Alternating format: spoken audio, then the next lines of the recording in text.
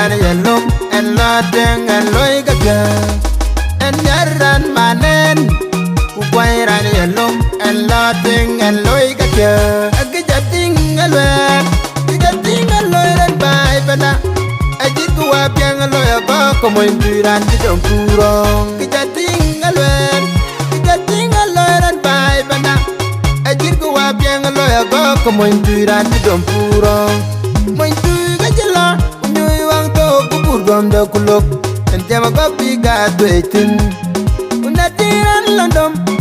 ajarran ku jawa mat agoga poryak wajing ilon yen undom main tu kajela nyoy wang to ku pur gom da kulok en tema ko pi ga twetin unatiran landom ajarran ku jawa mat agoga poryak wajing ilon yen undom go karot jol kunyika kujikarut yang upulu iran kan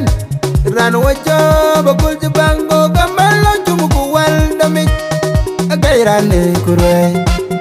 ujal dong dong gajinan ben put awen laping bak ajinan ben dong put ran war lange na jidwai na wen laping bak ajinan ben dong put ran war lange na jidwai go kagu damran jogo ket ametal nang yakul nan nakating dit ago gaji gai gu tikaran wal anaran dan pang warago ago gaji gai gu tikaran wal anaran dan pang warago na wen jaran wal yin adung moy tui ga jirwai ajat ka gorilat aral pinya tim jong bai adayan moy tui ka jirwa chat ka gori lach aral pini tim jog bay den keriyam nya da gogan budeng di du mang gor pi jal wen nyal bit tiran koy awan ting man yen undong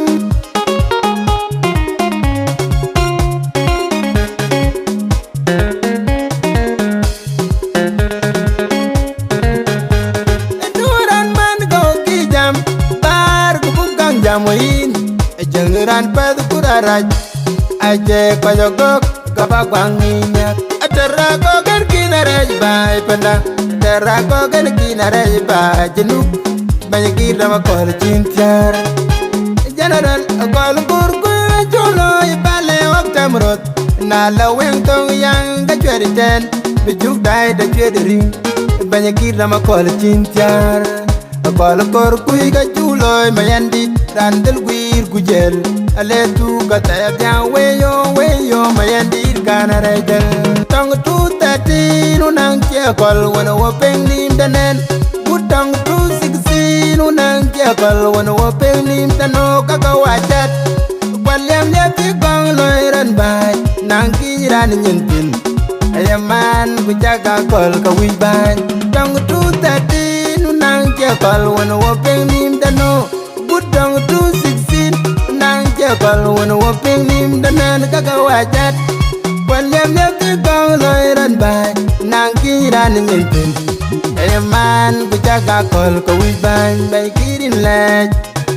akol kur kaje jang du banyi jogadit ukwai loya di da koga tau damnum akoke kag damnum akoka ji damnum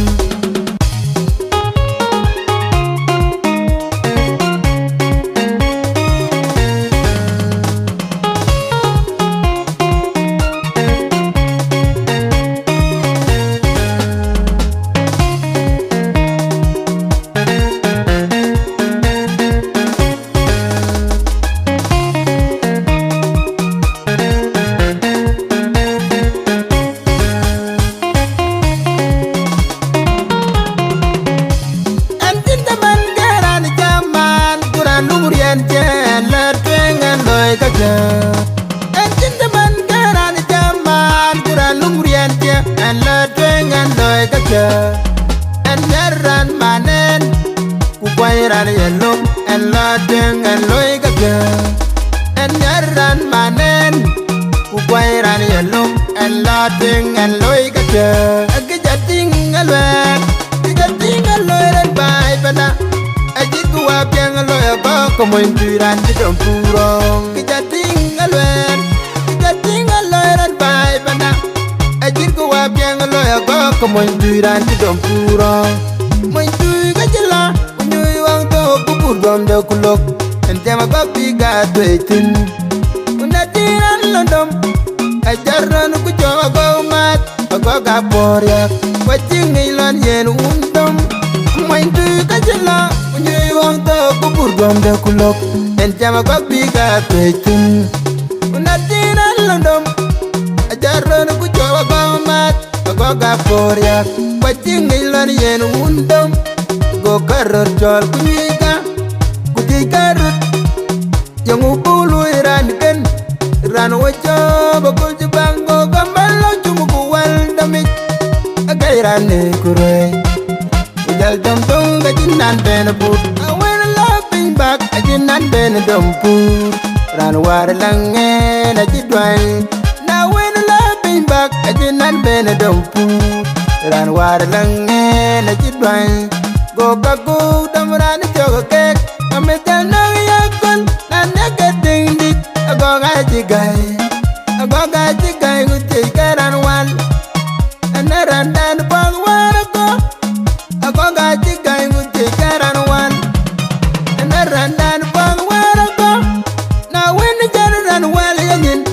adung wan tui gajerwai ajat ka gori laj aral pin tim jong bai adayan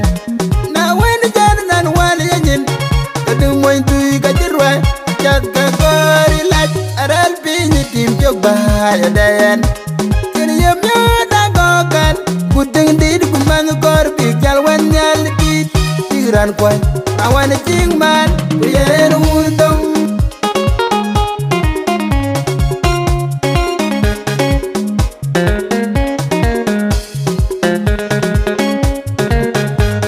duran man go kijam bar kubukang jamoin jangan padu kudaraj aje kojogok kabagwang minyak atara kogan kinarej bai pena atara kogan kinarej bai jenuk banyak kita bakal cintiar janaran akal kurku jolo ibale waktu merot nala weng tong yang kacuari den bejuk dai da cuari ring banyak kita bakal cintiar akal kurku kaculoi mayandit randel guir gujel ale tu kata ya weyo mayandir kana rejel tong tu tati nunang kekol wana wapeng lindanen utang tu siksi nunang kekol wana wapeng lindano kakawajat kwaliam nyapi kong loiran bai nang kiran nyentin ayaman kujaga kol kawiban tong tu tati nunang kekol wana wapeng lindano utang tu siksi nang jakal wana waping nim danen kakawajat kwanyam nyaki gong loiran bai nang kiran nyenten ayaman kujaga kol kawiban bai kirin lej akol kur kaje jangdu bai jogadit ukwai loedi da goga tau damum agoge kag damum